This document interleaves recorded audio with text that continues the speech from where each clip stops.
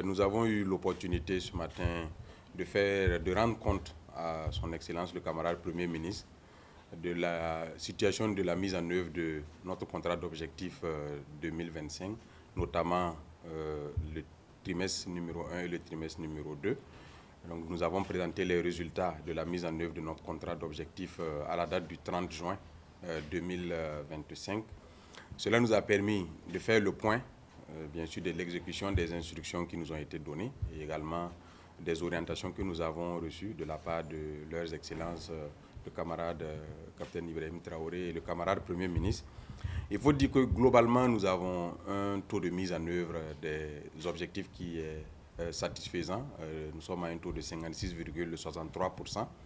Au regard du fait que la planification annuelle des activités au sein du département de l'agriculture et des ressources animales est faite en fonction de l'évolution des différentes saisons, notamment la préparation de la saison agricole humide et la préparation de la saison agricole de saison sèche. Et cela induit bien sûr une planification des activités dans chacun des trimestres de l'année. Il y a des activités qui sont donc planifiées pour le trimestre numéro 1 et le trimestre numéro 2. Il y a d'autres plutôt pour le trimestre numéro 3 et le trimestre numéro 4. Nous avions 9 objectifs qui nous étaient assignés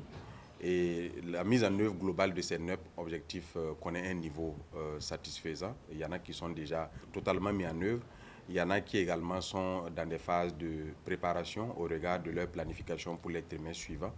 Et il y en a qui sont également dans des activités de planification, notamment la question de la relance de la production du blé qui est prévue pour le trimestre numéro 4. Pardon. Il faut dire que nous avons également eu l'opportunité de présenter à son Excellence le camarade Premier ministre la situation de la mise en œuvre d'autres orientations qui nous étaient également assignées en termes d'opérationnalisation des différentes sociétés d'État et des établissements publics de l'État au niveau de notre département, la mise en œuvre également de certaines orientations en lien avec la gouvernance, la qualité de la gouvernance dans les différents départements. Et son Excellence, le Premier ministre, nous a en tout cas encouragé à poursuivre dans la même dynamique. Nous a également encouragé à poursuivre les réformes qui sont également engagées au sein du département et nous a engagé à atteindre les résultats qui nous ont été fixés au terme de l'année 2025. Les prévisions qui sont au niveau du département, en tout cas, présagent d'un état de mise en œuvre du contrat d'objectif à la fin de l'année qui sera dans les conditions que nous souhaitons. Globalement, nous avons également profité pour faire le point de l'évolution de la campagne agricole humide à son Excellence le camarade Premier ministre, qui de manière générale se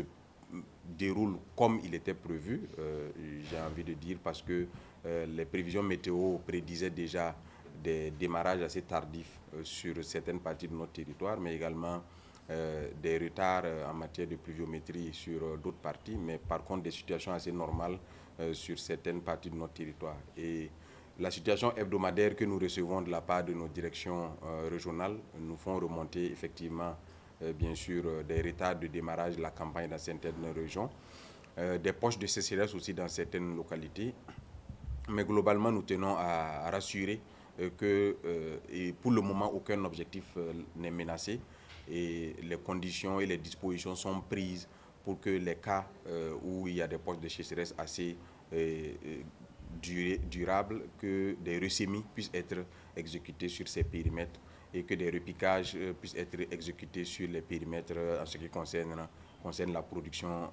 risicole. Donc pour le moment, il n'y a pas à s'alarmer et je voudrais rassurer l'ensemble des producteurs que ces prévisions météo étaient déjà prises en compte au niveau du département et que le département mettra tout en œuvre